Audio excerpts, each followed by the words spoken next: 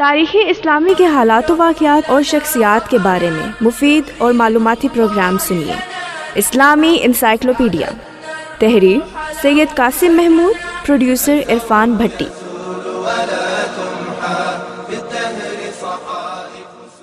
حضرت آدم سے متعلق یہ قصہ جو قرآن حکیم کی مختلف صورتوں میں متعدد آیات پر پھیلا ہوا ہے، ہمارے سامنے 4 کردار پیش کرتا ہے۔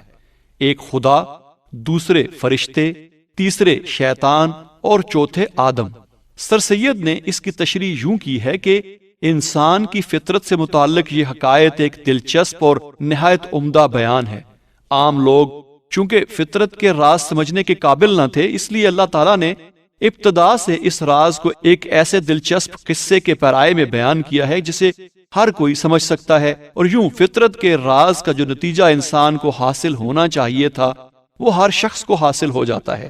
اب اس قصے کو دیکھتے ہوئے آپ اسے سمجھیں کہ اللہ تعالیٰ اور اس کے فرشتوں کے درمیان ایک مباحثہ یا مکالمہ ہوا، اور شیطان نے اللہ تعالیٰ کی نافرمانی کی، اور آدم بھی درخت کا پھل کھا کر اللہ تعالیٰ کا نافرمان ہوا۔ یوں خیال کریں کہ بڑے تماشا کرنے والے نے بھانمتی کا ایک اور تماشا بنایا ہے۔ بہرحال اس نے راز اسی بھانمتی کی اصطلاحات میں بیان فرمایا ہے۔ قرآن حکیم کے اس بیان سے حضرت آدم کے متعلق جہاں اور بہت سی باتیں سامنے آتی ہیں، وہاں ایک بات یہ بھی ہے کہ جب حضرت آدم علیہ السلام کے پاس اللہ تعالیٰ کے احکام کا سلسلہ جاری ہوا تو ان میں سے سب سے پہلا حکم یہی تھا کہ اس درخت کے پاس نہ جانا، مگر حضرت آدم علیہ السلام بشریت کے تقاضے سے مجبور ہو کر اس شجر ممنوعہ کے پاس چلے ہی گئے۔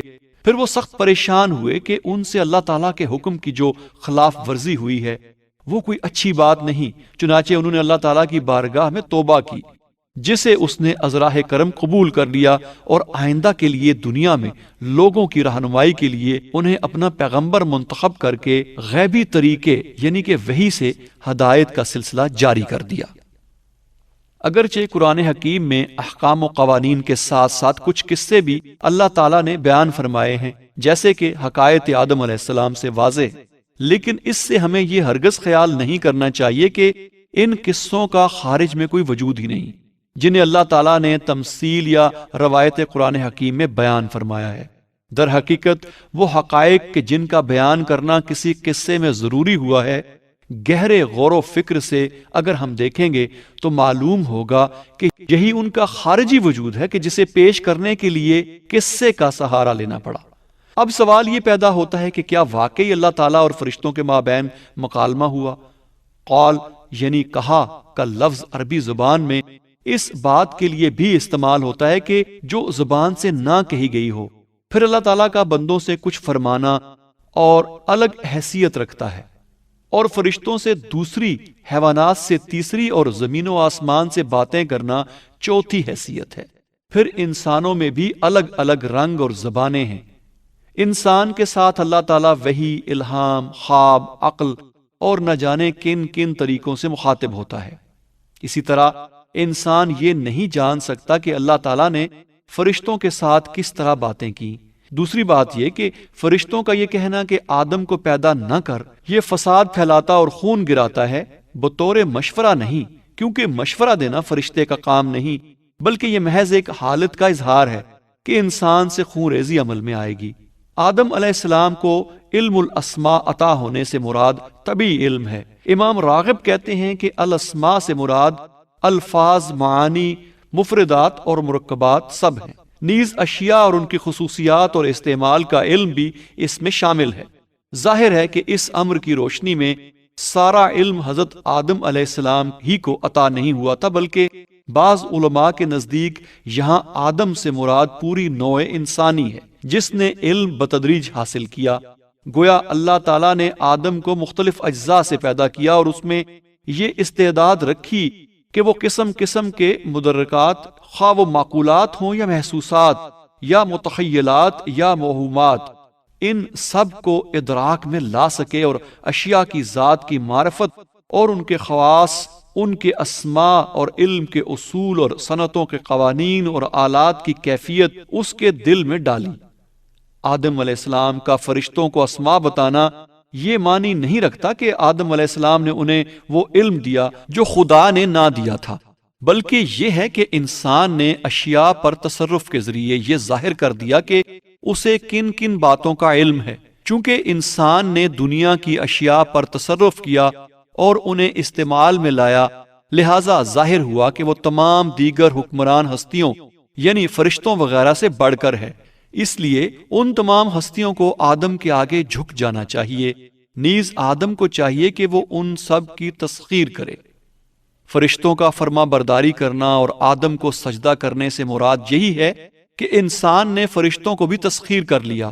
یہاں سجدہ ابدیت برائے آدم نہیں، بلکہ امام راغب کے نزدیک یہ سجدہ گویا فرشتوں نے آدم علیہ السلام کی معرفت خدا تعالیٰ کی قدرت کو کیا تھا، اسی سے آدم کا کمال اور فضیلت ظاہر ہوتی ہے۔ فرشتوں کا یہ سجدہ صرف حضرت آدم علیہ السلام کو نہیں بلکہ ہر آدمی کو تھا۔ سورہ اعراف میں ارشاد ہوتا ہے، ہم نے تم کو پیدا کیا، پھر ہم نے تمہاری صورتیں بنائی، پھر ہم نے فرشتوں کو کہا کہ آدم کی فرما برداری کرو۔ گویا ہر بشر کے لیے وہی کچھ ہے جو ابو البشر کے لیے ہے۔ اس وقت شیطان نے، جسے ابلیس غمگین اور محزون کہا گیا ہے، مایوس ہو کر کہا کہ وہ تو جنوں میں سے ہے اور آدم مٹی سے بنائے گئے ہیں۔ ابن اسیر لکھتے ہیں کہ ابلیس فرشتوں کا سردار نہیں تھا اور نہ آدم علیہ السلام سے زیادہ علم رکھتا تھا۔ یہ محض اسرائیلی قصے ہیں جو مسلمانوں میں رواج پا گئے، البتہ وہ ایک ایسی ناری قوت ہے جو لوگوں کو ورغلاتی ہے۔ سر سید نے بھی ابلیس سے مراد ایسی قوت واہمہ لیا ہے جو لوگوں کو ورغلاتا ہے، لیکن یہ حقیقت ہے کہ ابلیس ایک علیحدہ وجود بھی رکھتا ہے، مگر انسانی ادراک سے مستور اور ماورا ہے۔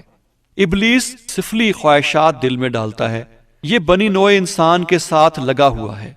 حضرت رسول اکرم صلی اللہ علیہ وسلم کا ارشاد ہے کہ شیطان ان کے دم کے ساتھ بھی لگا ہوا ہے، لیکن اللہ تعالیٰ نے مدد دی اور وہ آپ کا مطیع ہو گیا۔ گویا انسان کا مرتبہ یہی ہے کہ وہ ابلیس کو مطیع کرے اور خواہشات نفسانی کو قابو میں کرے۔ اللہ تعالیٰ نے آدم علیہ السلام ہی سے اس کا جوڑا یعنی حضرت حوا علیہ السلام کو پیدا کیا، مگر اس طرح نہیں کہ آدم علیہ السلام کی ایک پسلی توڑی اور اس سے حوا کو پیدا کر دیا۔ قرآن کریم میں ایک اور جگہ ارشاد ہوتا ہے کہ اور اس کی نشانیوں میں سے یہ ہے کہ تمہارے درمیان محبت اور رحم پیدا کیا، سورۃ الروم۔ ایک دوسری جگہ ارشاد فرمایا، اور اللہ نے تمہارے ہی نفس سے تمہاری بیویاں پیدا کی، سورۃ النحل۔ تو اس سے یہ مراد نہیں کہ آدم علیہ السلام کی پسلی سے حوا کو پیدا کیا گیا، بلکہ کہا یہ گیا ہے کہ جہاں سے مرد پیدا ہوا وہیں سے عورت پیدا ہوئی۔ اگرچہ بائبل میں حوا علیہ السلام کا پسلی آدم سے پیدا ہونے کا ذکر آتا ہے، مگر کسی حدیث سے یہ بات ثابت نہیں۔ اب سوال یہ پیدا ہوتا ہے کہ وہ کون سی جنت تھی جہاں آدم علیہ السلام اور حوا علیہ السلام کو رکھا گیا اور جس کا وعدہ اعمال صالحہ کے صورت میں ہے؟ مفسرین نے جنت سے مراد آرام اور راحت کی حالت قرار دی ہے۔ گویا شیطان کے ورغلانے سے پہلے حضرت آدم آرام اور سکون کی حالت میں تھے اور محض شجر ممنوعہ کے قریب جانے اور پھل کھا لینے سے اضطرار اور بے چینی کی حالت میں چلے گئے۔ انسائکلوپیڈیا آف اسلام لائڈن میں درج ہے، جنت میں رہنے اور پھر وہاں سے نکالے جانے کا مطلب یہ ہوا کہ انسان اپنی پیدائش میں بہت سی حالتوں، زمانوں اور کیفیات سے گزرتا ہے۔ ان میں سے پہلا زمانہ بچپن کا ہے۔ اس عمر میں رنج و غم پاس نہیں پھٹکتے، گویا وہ ایک ایسے باغ میں ہے جہاں گھنے درخت پختہ میوے سے لدے ہوئے موجود ہیں، نہریں بہہ رہی ہیں، پرندے گا رہے ہیں۔ جوڑے کا ذکر اس لیے کیا گیا تاکہ تمام بنی نوع انسان اس حکم میں آ جائیں۔ آدم و حوا کو جنت میں رہنے کے حکم کا مطلب یہ ہے کہ مذکر و مؤنث سب ایک حالت میں ہیں، اور کھانے پینے کی چیزوں کی اجازت کا مطلب ہے کہ تمام پاکیزہ چیزیں حلال کی گئیں۔ ایک خاص درخت سے دور رہنے کا مطلب ہے شر سے بچنا اور برائی سے دور بھاگنا۔ چنانچہ جنت سے نکلنے کا مطلب یہ ہے کہ انسان فطرت کا قاعدہ توڑ کر مشقت میں پھنس جاتا ہے، پھر آدم علیہ السلام کی توبہ و استغفار اسے پھر سے اس حالت میں لے جاتی ہے۔ آدم کے جنت سے نکالے جانے، حبوط آدم کے متعلق امام راغب لکھتے ہیں کہ اس کے معنی کسی مقام، قدر و منزلت سے اترنے کے لیے بھی ہیں۔ ابن اسیر حبوط آدم کا مطلب آدم کا نقصان قرار دیتے ہیں۔ تفسیر روح المعانی میں بھی یہی درج ہے کہ حبت مرتبہ میں گر جانے پر بولا جاتا ہے۔ قصہ آدم میں کئی مفسرین نے بہت سے اسرائیلی قصے داخل کر دیے ہیں۔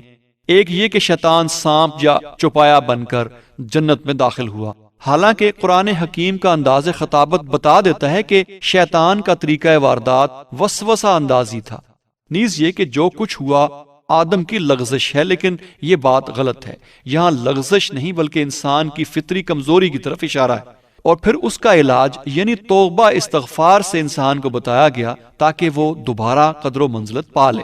آدم اور حوا علیہم السلام کو ممنوع پھل کھانے کے بعد اپنی شرمگاہیں نظر آنے سے مفسرین یہ مراد لیتے ہیں کہ وہ ظاہری شرمگاہیں نہیں بلکہ باطنی عیوب ہیں۔ اس کے لیے قرآن میں سوات کا لفظ آیا ہے جس کے معنی بری خصلتوں کے بھی ہیں۔ گویا شیطان نے وہ پردہ اٹھوا دیا جو انسان کی کمزوریوں اور بری خصلتوں پر پڑا رہتا ہے۔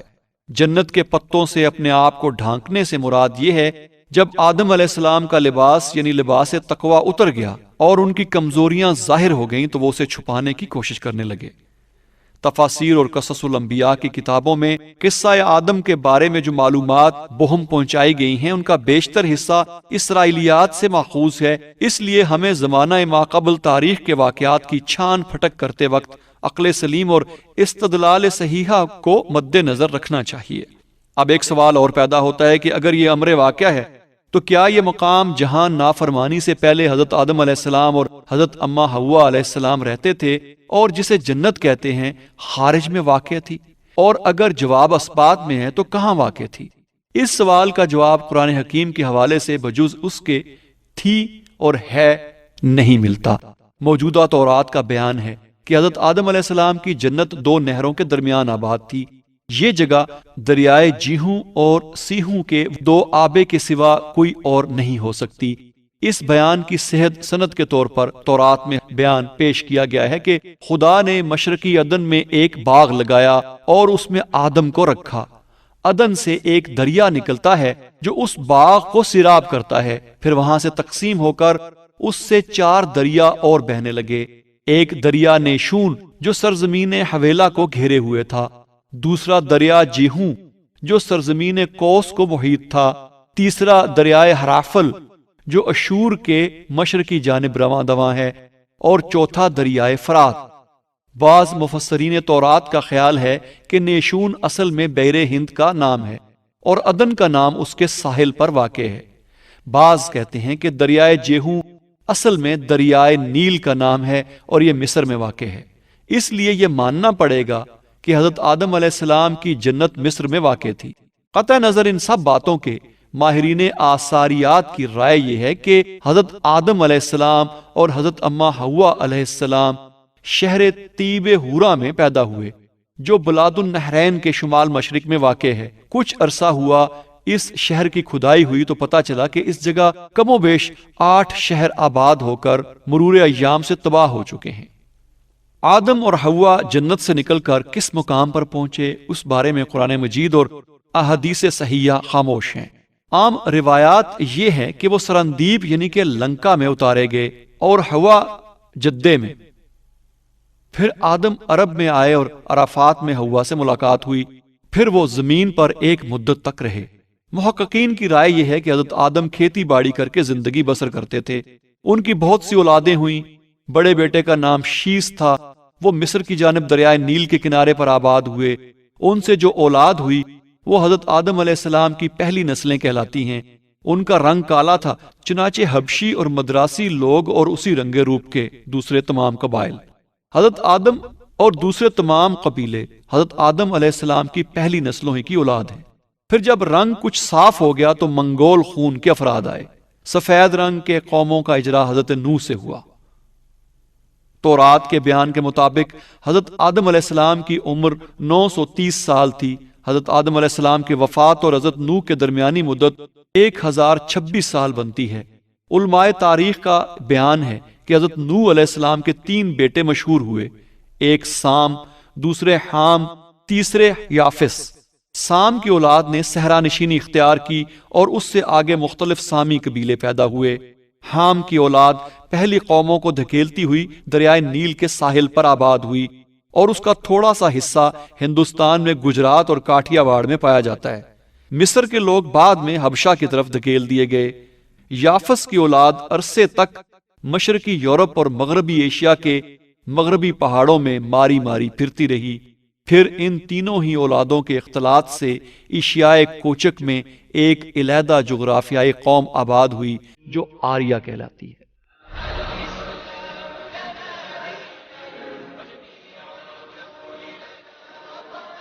تاریخی اسلامی کے حالات و واقعات اور شخصیات کے بارے میں معلوماتی پروگرام آپ سماعت فرما رہے تھے۔